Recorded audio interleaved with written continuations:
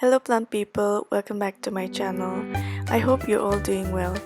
If you're new here, my name is Mezi and I make videos on plants and sustainable living. So today's video is about rosemary tea and this is part 2.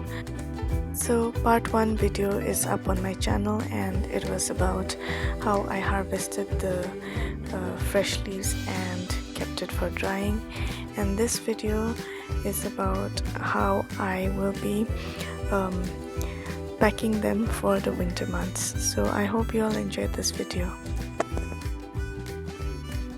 So as mentioned in part 1 video, these leaves were left in a dark place for 1 week, and after 1 week this is the result.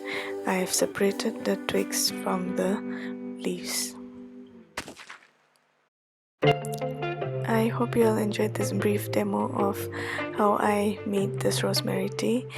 I hope you all enjoyed this video. If you did, don't forget to hit the like button, and if you're new here, do consider subscribing to my channel for more such contents. I'll see you all in my next video. Take care.